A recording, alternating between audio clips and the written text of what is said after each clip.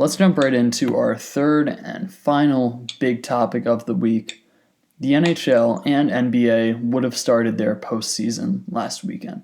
Real quick, which one is better in your opinion? Well, personally, I like the NBA better just because I like basketball better as a sport than hockey. But I will admit the NHL probably some more exciting playoffs, given all the shootouts and overtime goals they tend to have. Mm-hmm. What are your thoughts? Kind of along this same line, similar track as you. I'm a hockey fan, so I like the hockey playoffs better, but also just because, like with the NBA, you can more or less skip to the conference finals without anything unpredictable happening. Like this year, it's pretty much going to be or predicted to be Lakers Bucks in the finals. So if something other than that happens, it's really surprising. With the NHL, you never really know what you're going to get. Yeah, I agree. All right. Do you think 2 months is too long for the playoffs? Yes. I enjoy watching them. I really do. And they make up a lot of TV time for me. But 2 months is entirely too long. Both baseball and football are able to get their postseasons completed in a month or less. So I think that the NHL and NBA should try and move towards that, in my opinion. Yeah, for sure. I agree. Since the playoffs aren't starting, all the teams are missing the playoffs.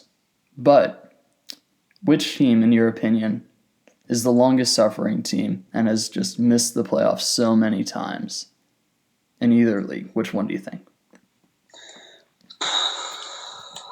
Man, I don't know if they've missed the playoffs. I have to look again, but I know that the Sacramento Kings have certainly had their fair share of unlucky bounces, to say the least. So, at least for NBA, I'm going to have to say Sacramento Kings. I agree with you there. And going NHL, I will go with the Buffalo Sabres. This is their 50th season, I believe. And they have gone 50 seasons without winning a trophy. So that's hard. That is a little bit disappointing, but I completely agree with you on the Sacramento Kings. That poor franchise.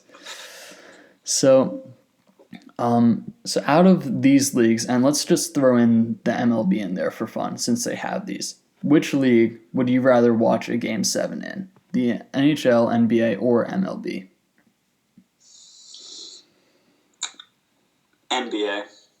Just because I think basketball is more exciting than either of those, in my opinion. I just like that sport better than. That's fair. I feel like with let's see, I can definitely see that opinion. There have been a bunch of classic NBA Game 7s in the recent years. I'm just, again, going to go with hockey because if one of those games goes to overtime, like the next shot could pretty much end it if it goes in. Yeah. All the sudden death goals, that just makes it really exciting, really must-watch television. But anytime it's a Game 7, I'll probably be tuning in. So when the leagues do come back, be it in May, be it June, be it even later than that, do you think we're going to see an expanded playoffs with more teams that get in, or will it be a condensed one with fewer teams? I think it would be more condensed one, just because of the time limits they have. Depending on, they're starting later, so I think they'll condense it more. What do you think? I kind of feel like it's going to be the same. The recent rumblings out of the NHL is that they want to finish their regular season at all costs, and if that includes starting next season late, they will do it that way. So I feel like we're not going to have more teams or less teams in the playoff. We're just going to have the same amount of teams as we expected. So that completes our summary of the major sports stories this week. And it's time to jump into our segment called Thanks and No Thanks, where we take a moment to both, well, as it says, thank and not thank someone from the sports world this week. This thank you note is a little emotional, because after 5 weeks of cursing on live TV, Xbox remotes, and 4 successful three-point conversions, the XFL is likely ceasing operations moving forward.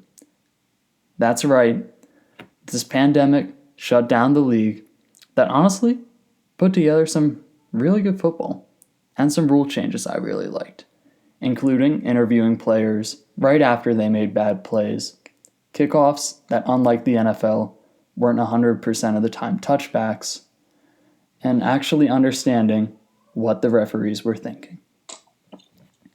Survived by the team with the beer snake, the team that Matt McGloin sold out at halftime, the team that for 5 weeks had the most accurate quarterback in Tampa Bay, the team that made you think the NFL made a mistake moving the Rams.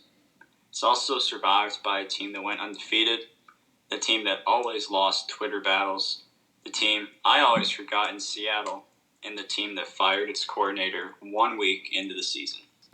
Farewell, XFL. We hope you'll be back. But if this is goodbye, we want to say thank you. Let's have a moment of silence real quick. Yep, for the now bankrupt XFL. All right, that's long enough. Yeah, that's long enough. All right, Ryan, did you have a favorite XFL moment? You know, my favorite moment was I think it was Dallas versus Houston, when a Houston player accidentally ran into one of Dallas's coordinators. It knocked him to the ground, and we learned after the game that he broke his leg with that, which was really rough. But what was really impressive was that he stayed in and coached or coordinated, whatever you want to call it, the remaining 3 quarters of the game. That's kind of ridiculous. So let's move on from a Dallas person that deserves our respect to a person who lives in Dallas that doesn't. That person is Dak Prescott. You're all aware of social distancing guidelines, which include no gatherings over 10 people. Well, apparently, Dak Prescott is not aware of these guidelines. The Dallas Cowboys quarterback, for one more year, was caught hosting a birthday party for a friend with over 30 people, which is approximately one person per $1 million that he turned down in contract negotiations.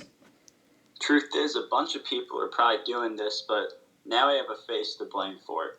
And that face is the one who thinks he's worth more than Patrick Mahomes. Sorry, Dakota, you're this week's no thanks.